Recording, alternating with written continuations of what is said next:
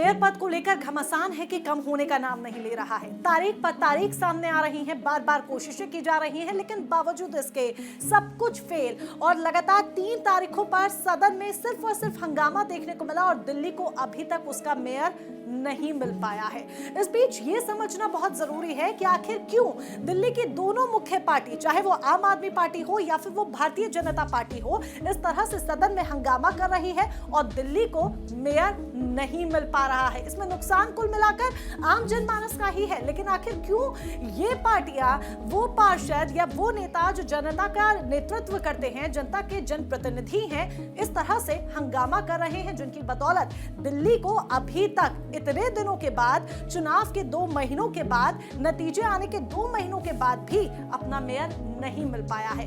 तो साफ सीधी सी बात है, देखिए दिल्ली का मेयर आम आदमी पार्टी से होगा, ये बात तो तय है चुनावी गणित के अनुसार। कैसे? क्योंकि 134 सीटों के साथ जो बहुमत है वो आम आदमी पार्टी के पास है, इसलिए जाहिर सी बात है जो पार्षद होगा वो आम आदमी पार्टी का ही होगा। तो फिर हंगामा क्यों, लड़ाई क्यों? तो ये लड़ाई आपको बता दे कि मेयर पद को लेकर नहीं है, ये लड़ाई है स्टैंडिंग कमेटी को लेकर, क्योंकि सदन में मेयर, डिप्टी मेयर और स्टैंडिंग कमेटी के सदस्यों का चुनाव एक साथ होना है और इसी को लेकर ये पूरा हंगामा है, क्योंकि दोनों ही पार्टियां चाहती हैं कि स्टैंडिंग कमेटी में ज्यादातर जो सदस्य हैं, ज्यादातर जो बहुमत है वो उनके पास आ जाए। दरअसल अब इस पूरे खेल को आप अच्छी तरीके से विस्तार से समझें। स्टैंडिंग कमेटी में 18 सदस्य होते हैं और बहुमत 10 चाहिए। जिस पार्टी के पास 10 सदस्य होंगे स्टैंडिंग कमेटी में, चेयरमैन उसी का होगा और इसी बात को लेकर लड़ाई है। दोनों ही पार्टी चाहती हैं कि जो ज्यादातर सदस्य हों स्टैंडिंग कमेटी में वो उनके हों, क्योंकि जिसके पास बहुमत होगा, जिसके सदस्य ज्यादा होंगे, उसी का चेयरमैन होगा।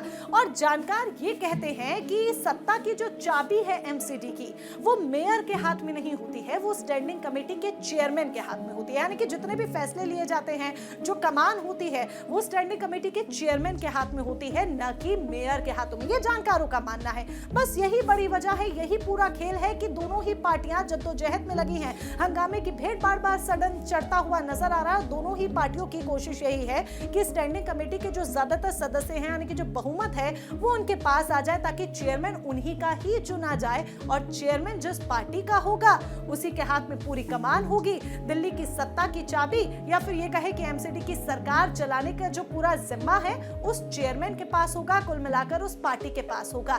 यही पूरा खेल है और इसी को लेकर पूरी जद्दोजहद है। अब देखना होगा कि कब ये जो कोशिशें हैं, 3 तारीखें निकल चुकी हैं, 3 तारीखों के बाद अब जब 4थी तारीख सामने आएगी तब ये कोशिशें कामयाब हो पाती हैं सदन में या फिर नहीं हो पाती हैं। क्या दिल्ली को उसका मेयर मिल पाता है या नहीं मिल पाता है? स्टैंडिंग कमेटी का जो चेयरमैन होगा वो कौन होगा, किस पार्टी का होगा? यानी कि कुल लिहाज से अगर देखा जाए तो दिल्ली की सत्ता की चाबी, एमसीडी की सत्ता की चाबी, दिल्ली एमसीडी की सत्ता की चाबी किस पार्टी के हाथ में जाएगी, ये वक्त तय करेगा। फिलहाल दोनों ही पार्टियां एक दूसरे पर आरोप प्रत्यारोप लगा रही है कि उनकी वजह से सदन में मेयर का चुनाव नहीं हो पा रहा है, दिल्ली को अपना मेयर नहीं मिल पा रहा है। आज भी लगातार प्रदर्शन किया जा रहा है। आम आदमी पार्टी के दफ्तर के बाहर बीजेपी प्रदर्शन कर रही है, तो बीजेपी दफ्तर के बाहर आम आदमी पार्टी प्रदर्शन करती हुई नजर आ रही है, एक दूसरे पर आरोप लगाते हुए नजर आ रहे हैं, प्रत्यारोप लगाते हुए नजर आ रहे हैं। लेकिन कुल मिलाकर इन सब के बीच जूझ जनता रही है, जूझ दिल्ली की आम जनमानस रहा है, क्योंकि उसके मुद्दे